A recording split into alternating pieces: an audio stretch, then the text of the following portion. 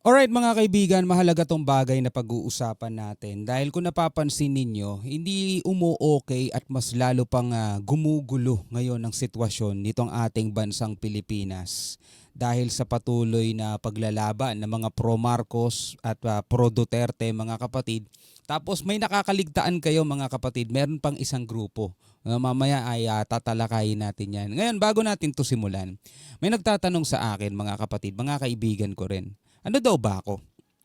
Pro Marcos o pro Duterte? Well, iniremind ko sa kanila yung isang bagay at naunawaan na agad nila. Pero meron din naman nagtatanong sa akin na siguro bago pa lang dito sa channel natin, no.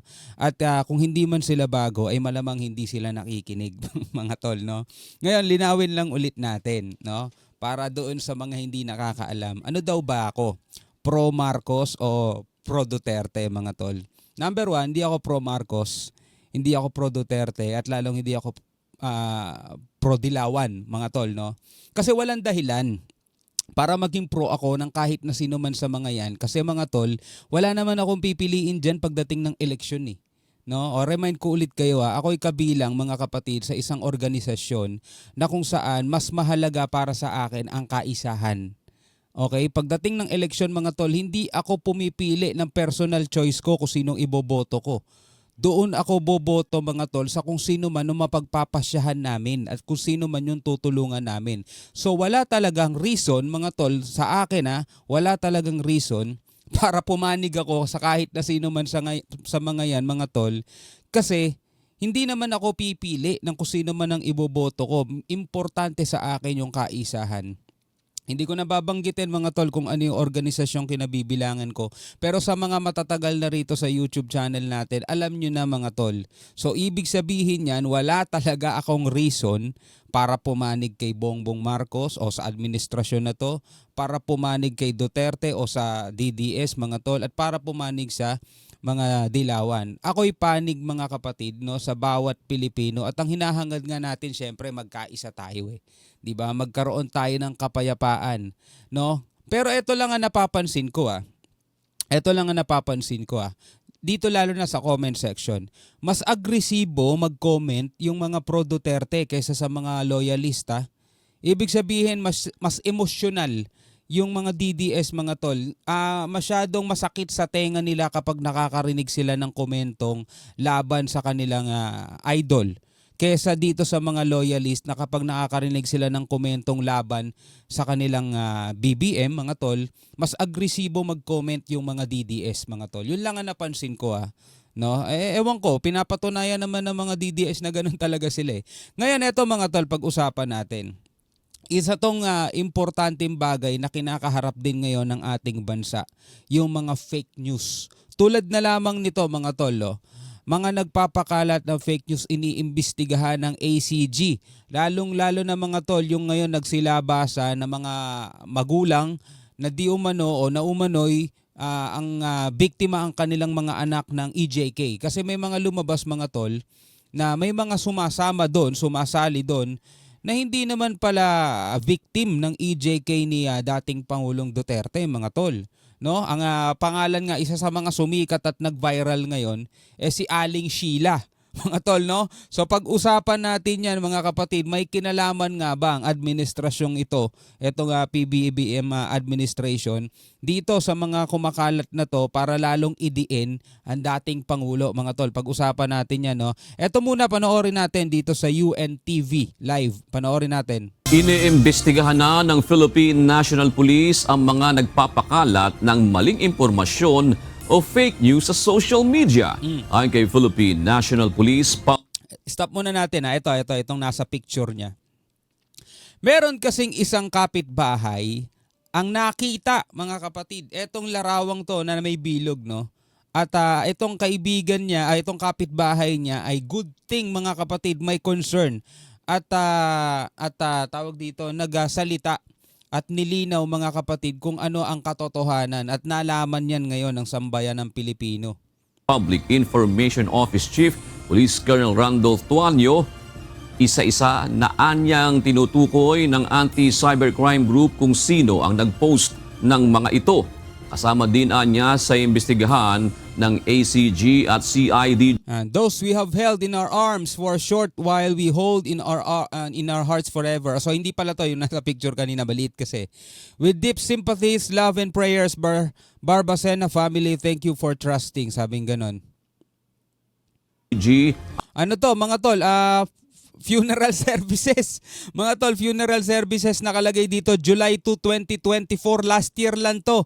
Ibig sabihin, etong nasa picture na to, na hawak ni Aling Sheila, mga tol, hindi to, malamang sa malamang mga kapatid, hindi to kabilang sa mga inirereklamo sa dating Presidente Duterte kasi 2024 na to mga tol di ba? Matagal nang nakababa sa pwesto si dating Pangulong Duterte mga tol. Ito problema kasi mga kapatid, hindi natin napapansin na dahil sa ating pagkakagulo-gulo, nag-aaway ang dalawang panig. Gobyerno sa gobyerno mga tol, VP, Presidente, syempre kampo ng Duterte, kampo ng BBM mga tol. May mga oportunista o may mga nakikisali, no? Ginagamit yung opportunity na yan mga tol. No, na wala naman silang pakialam dito sa dalawang panig na yan kung magkasira kayo kasi meron din silang personal agenda. Sila yung gumagamit ng opportunity na to mga tol. Tulad na lamang nito. Hindi ko alam mga kapatid kung naniniwala ba kayo pero sa tingin nyo ba ito ay galing sa administrasyon natin ngayon? Etong organized event na kung saan ay ipinapakita nila eto mga victim ng di umano'y EJK mga tol. No? Kasi ito nagiging problema mga kapatid.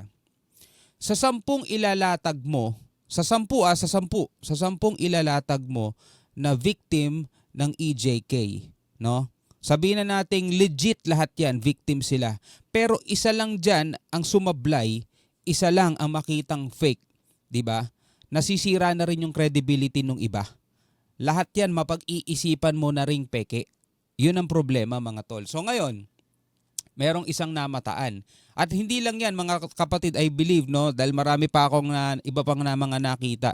Mga naging biktima daw di umano ng EJK pero yung iba ay biktima ng hazing sa fraternity mga tol. Ibinabalandra din ganun. Hindi ko alam kung fake news yun o hindi, basta nakita ko lang yung picture. Kayo na lang bahala mag-research tungkol doon. Basta marami pang iba tapos meron pang isa mga kapatid, no. Doon mismo sa dahig may gumagamit daw ng picture ng bata na wala namang kinalaman yon sa illegal na droga. Kumbaga namatay daw yung bata dahil sa selos nung kasintahan, yun ang umano dun sa babae. So hindi siya victim ng EJK mga tol. Pero sa mga ganong sitwasyon, ganong senaryo mga tol, 'di ba? Talagang alam mo yon, aapektuhan yung mga totoong naging biktima at nawawala yung kredibilidad nila na umano ng tawag dito, ng hustisya nila. Mga tol, no, tuloy natin to, panoorin natin. Kasama din anya sa imbestigahan ng ACG at CIDG ay ang tila panloloko ng isang nanay na nakilalang si Aling Sheila sa publiko kaugnay sa pagkamatay ng kaniyang anak. Kailangan makausap nila to si Aling Sheila at malalaman nila kung sino ang nagpapunta sa kanya rito. Kung sino ang nagpapunta sa kanya at nagsabing dalhin niya yan mga tol. Malamang sa malamang mga kapatid, malalaman kung sino ang nasa likod nitong mga pangyayaring yan. Nakita si Aling Sheila sa larawan ng mga magulang ng mga biktima ng umano'y extrajudicial killings sa panahon ng Duterte administration. Ngunit nakilala si Aling Sheila ng kanyang kapitbahay at sinabing hindi mga pulis kundi mga adik ang pumatay sa anak nito noong 2024 at hindi noong panahon ni dating Pangulong Rodrigo Duterte. Yari ka Aling Sheila, nakalimutan mo ata digital na ang mundo ngayon. Hindi na basta-basta pinapalabas yan sa news tapos yung mga komento ng manonood hanggang kanila na lang. May social media na ngayon.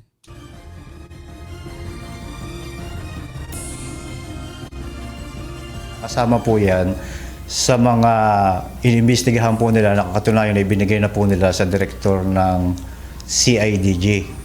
Na sinasabi po nila, doon sa report po sa binanggit ninyo, yung isang picture po doon na kumakalat ay insidente na nangyari nung last year lamang po. Na ang sinasabi, di umano, na yung biktima ay pinatay ng kapwa adik po yata. Yun po yung report. Lahat po yan kasama po sa report na nilalaman po na isusumite ni Director ACG kay Director CIDG for his appropriate action, sir. Sir, may tendency ba may kaharapin yung mga yung nanay ko mismo nung may hawak na placard, anong picture frame ng anak niya na namatay tapos Kasama po yan sa binigay ni Director ACG po sa kanyang legal officer na magko-confer po sa legal officer naman po ng CIDG para sa mga kaukulang kaso kung may mga dapat mong kasuhan. Yari, no? Yari si Aling Sheila, mga kapatid. Nakigulo pa kasi. Alam naman niya sa sarili niya yung totoo 'Di ba? Kahit alukin ka, nababayaran ka ng ganito, sumama ka, okay na yan, wala naman nakakakilala diyan, 'di ba? Hindi, may mga kapitbahay ka 'Di ba? Alam mo rin mismo sa sarili mo sinong niloloko mo, sarili mo lang din O ngayon, mga kapatid, eto sigaw nung iba, mga kapatid, no? Sigaw ng iba, ang problema, 'di ba? Ito na yung laganap na panloloko ng administrasyon ngayon, no? Nasisiulit, mga kapatid, si Bongbong Marcos. Pero meron silang hindi napansin Ito kasi meron na tayo nakita dito sa TikTok. Yan, mga kapatid, no. Dito natin isa to sa mga nakita, mga tol, no. Panoorin ulit natin 'to. Yan, Panagutin ang sagot natin ay ikulong. Sige po. Kasi Eto na. Nasa tabi niya si Nery Colmenares, mga tol. Search nyo na lang. Ito ba ay pro-BBM? No? So madaling salita, mga tol, hindi to galing sa administrasyon, mga tol. Yan, hindi ang galing sa administrasyon. Pero syempre, ang masisira, ang babakbakan syempre ng mga ng mga supporters ni dating Pangulong Duterte. Walang iba, si PBBM, kasi siya nakaupo diyan 'Di ba? May nakalimutan sila, meron pang isang grupo. 'Di ba? Eto, mga kapatid, hindi ko sinasabing siya hindi ko sinasabing si dating representative bayan muna Nery Colmenares ang nagpapunta dito kay Aling Sheila. Malamang siguro pati siya hindi niya alam, mga tol. Meron kasing mga merong mga tauhan yan O maghagilap kayo ng mga magulang na naging biktima ang kanilang pamilya ng EJK.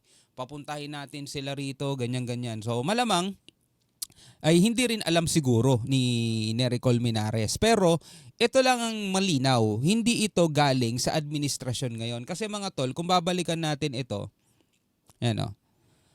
Ito si Nery Colmenares. My non-inclusion in her state does not preclude us from continuing engagement and cooperation with her campaign on urgent issues that concern our people.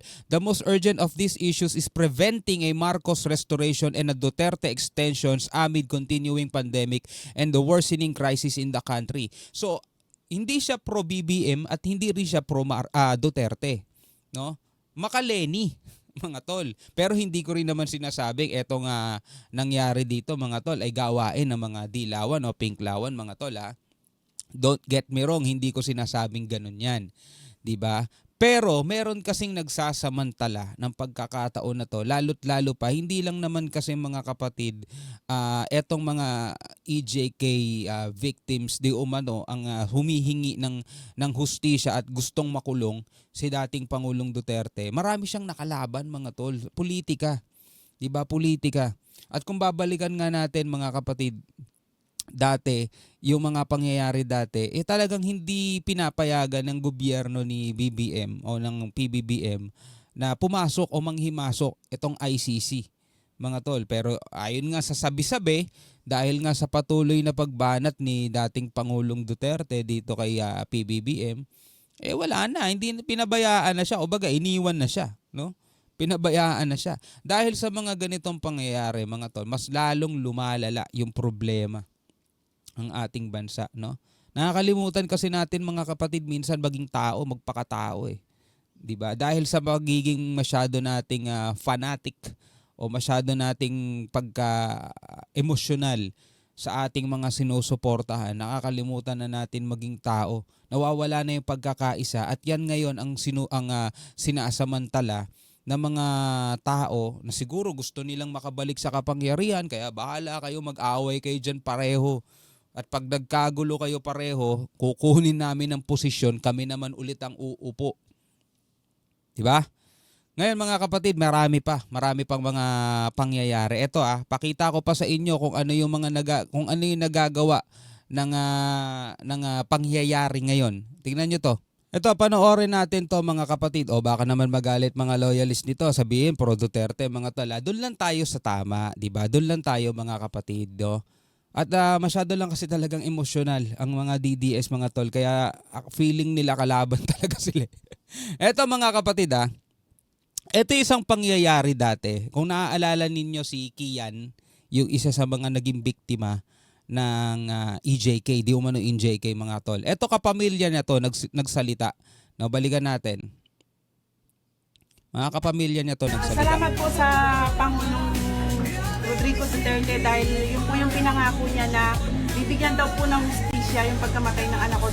Sa amin, masaya kami, no? Kasi nakuha namin yung hustisya para kay Kia. Git ng kanilang pamilya, hindi pa nila tuluyang nakukuha ang hustisya para Diba? kay Biglang nagbago. Dati nagpapasalamat sila kay dating Pangulong Duterte kasi yung mga pulis nasangkot doon sa pagkamatay ng Kian de los Santos ba yun? Kian, balikan natin. Basta, Kian. Kian pangalan si nun. Harley Val. Ito yung apelido. Ito nanay niya ata ito Duterte dahil yun po yung pinangako niya na bibigyan De daw los po Santos nga. Yan yung nanay nagpapasalamat at saka etong lalaki. Sa amin, masaya kami, no? Kasi nakuha namin yung hustisya para kay Kia. Masaya sila at nakuha nila yung hustisya daw para kay Kian. Diba? Nakuha na nila yung hustisya para kay Kian. Pero nagbago bigla 2025 mga tol, anyari. Diba? Balikan natin to. Ilang pamilya, hindi pa nila tuluyang nakukuha ang hustisya para kay Kian. Si Harley Valbuena sa sentro ng balita. Kuha ng due process. Wala ho kaming due process. Eto mismo, yung lalaki kanina, nasabi niyang nakuha niya na daw yung hustisya, no? Back then, mga kapatid, nung nahuli yung mga pulis, naparusahan, na-convict yung mga pulis na sangkot nga doon sa pagkamatay ng Kian de los Santos. Ang sabi nito, tiyuhin pala siya, no, uncle ni Kian de los Santos. Nagpasalamat pa nga sila dati kay dating Pangulo Duterte at nakuha na daw nila ang hustisya. Ngayon, Kasi sir nakita niyo naman balikan natin Ng balita. kuha ng due process. Wala ho kaming due process sir Nakita niyo naman siguro kung paano ho yung pagkamatay ng Kian at ng iba pang mga biktima. Ito ang binigyang diin ni Randy de los Santos, ang tiyuhin ni Kian de los Santos. Sa amin, masaya kami, no? Kasi nakuha namin yung hustisya para kay Kia. Git ng yun yung dalawang mensahe mga kapatid na imbis na makakapagpapayapa na sana ng sitwasyon is alam mo yun lalong nakakadagdag mga tol sa kaguluhan. Again mga kapatid, ulitin ko sa inyo. Hindi ako pro Duterte, hindi ako pro Marcos. Bakit? Kasi hindi ako pipili ng aking iboboto o susuporta ang kandidato. Ako'y makikipagkaisa, no, sa kaisahan namin sa aming organisasyon. Kaya wala talaga akong reason, wala akong dahilan para maging fanatic o para maging diehard supporter ng kahit sino man sa kanila. Ang ating panawagan mga kapatid is maghina-hinahon tayo, di ba? No? Ang binibigyan lagi natin ng komento at opinion, galing naman sa sarili kong opinion din dahil lahat naman tayo may kanya-kanyang karapatan para magbigay ng komento at opinion. Pero dito sa nakikita natin mga tol, hindi lang kasi BBM at Duterte ang magkalaban ngayon. Meron pang isa mga kapatid na kalaban naman tong dalawang to. Alam mo yun, Duterte ka, kalabang kita, Marcos ka, kalabang kita. Meron kaming sarili. Mga tol. Ulitin natin yung kaninang mga pamilya ng EJK. Tama ba? Ito, pamilya ng mga EJK. Yan. Hindi yan organisa o hindi yan inorganize ng ating administrasyon ngayon. Malinaw sa malinaw kasi nandito si Colmenares. Si Colmenares mga tol, hindi sila vibes ni Marcos. Alang anong sumunod siya kay PBBM o Colmenares mag-conduct kayo ng ng isang event na kung saan pupunta lahat ng mga magulang ng EJK victims, malamang sa malamang di niya susundin yun. Ayaw niya nga kay Marcos, mga tol, di ba? Ayaw niya rin sa mga Duterte, pero masaya siya dahil nahuli o naaresto ang dating Pangulong Duterte, mga tol. Ang mali lang talaga, siguro yung kanilang mga tauhan, yung kanilang mga napag-utusan na kumalap ng mga tao na di umano'y naging biktima ang kanilang anak, kamag-anak, kapatid, asawa ng EJK, may mga, alam mo yon, may mga, tulad nito ni Aling Sheila. Bakit kasi sigaw at ididiin mo si dating Pangulong Duterte kung ikaw mismo alam mo sa sarili mo na last year lang namatay tong anak mo? Nakalagay kailan to? January 27 ba? O June 27, no? 2024. Last year lang yan eh. 6 na buwan pa lang nakakalipas tapos bigsisisigaw ka dyan na gusto mong idiin. 'Di ba? Si dating President Duterte, mali naman 'yun. At hindi dapat itinotolerate 'yun. No? Kaya nga ang mga kapulisan, mga tol, is nakikipagkaisa din para imbestigahan itong mga ganitong pangyayari at papanagutin kung sino ang dapat managot. So yun lang mga kapatid, sana naging malinaw sa ating lahat. Hanggang sa muli, ako nga pala si Shobaldi. Peace out.